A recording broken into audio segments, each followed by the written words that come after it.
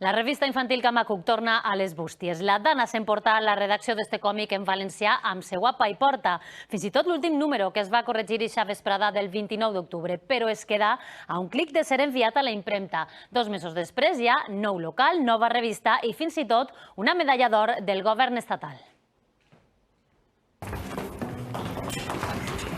Que guai, ha arribat el Camacuc!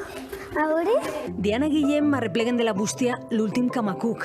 Des de fa anys segueixen de prop els seus personatges. A mi m'agrada Camacuc perquè són unes històries molt gracioses i perquè n'hi ha ciència que podem fer a casa i també perquè estan en València.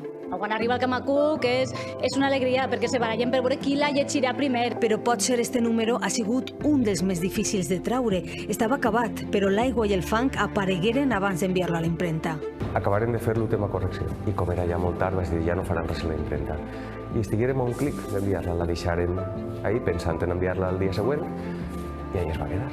Avui ens obrin la seua pa i porta ja restaurada, amb la promesa d'omplir-la d'il·lusions i noves lectures, però amb la tristesa de tot el que s'ha perdut. En aquest baix hi havia 40 anys d'editorial.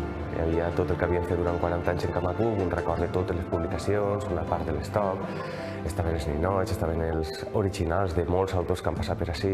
Tot i el dolor de la pèrdua de totes aquestes coses, hem tingut el suport de tota la gent que ens ha fet costat. Ha sigut una muntanya russa d'emocions. 500 nous subscriptors s'han unit al projecte en estos 2 mesos i la cirereta del pastís, la medalla d'or al mèrit en les belles arts que acaben de rebre del govern. Són 40 anys de revista de Camacuc oferint lectura de qualitat d'autors i autores valencians i valencianes a tots els xiquets i les xiquetes. Camacuc és un projecte molt xicotet però amb un gran impacte social i amb una gran importància. Hem de mantindre'l, hem de cuidar-lo i hem de llegir-lo.